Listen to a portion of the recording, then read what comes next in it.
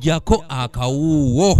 Also a consistent handwriting for that page by one person, not different persons by writing their names. Kooti enkulu emukono wansi w'omulamuzi Olivia Kazarwe Mukwaya enkyayaleero etandise okuwulira omusango ogw'okugulira abalonzi ogwawaaba Reita Nabadde omulonzi wa Kayunga District we yaddukira mu kooti ng'awakanya obuwanguzi bw'omubaka omukyala akiikirira district eno mu paalamenti Elios Aida Nantaba nti yagulirira abalonzi. My lord, on the 5th one there is a village, 7th one, 6th one, my lord, there is voter number, and the 7th one there is signature. Prida wa Nantaba Ambrose Tebyasa akubye ebituli mu mpalba y'omusango guno n'ategeeza nga bwe kutalina muwaabi mutuufu so nga n'obujulizi okusinziira ku mateeka agafuga ebyokulonda tegaagobererwa.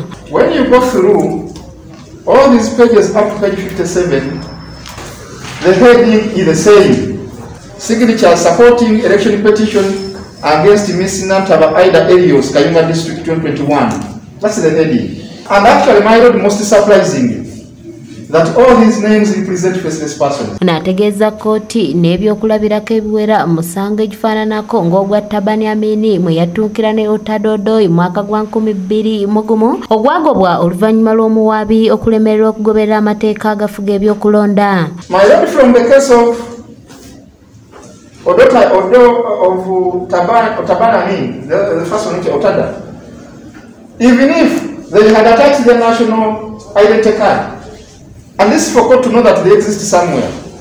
Okusinziira ku Prida Tebyasa asabye omusango guno gobwe olw'omuwaabi okulemererwa okutuukiriza ebisaanyizo by'okuwaaba omusango gw'ekikulanga kino. Wabula Prida w'omuwaabi asabye kooti nga tennagoba musango guno okubongerayo akadde basobole okwongera ku bujulizi bw'atyo omulamuzi n'abakkiriza okukikola ku bbalaza ya ssabbiiti ejja. Oluvannyuma twogeddeko ne Prida Tebyasa ebweru wa kooti ng'onaategeezeza ng'abantu abamu bamalira kooti obudde n'ekigendererwa nga tebakirina.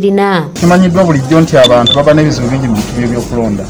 Abamu emirundi mingi nnyo abantu babeera aggrieved politically. Omuntu n'avaawo n'awulira nga yennyamira okubanga kakoze eki kamukubye.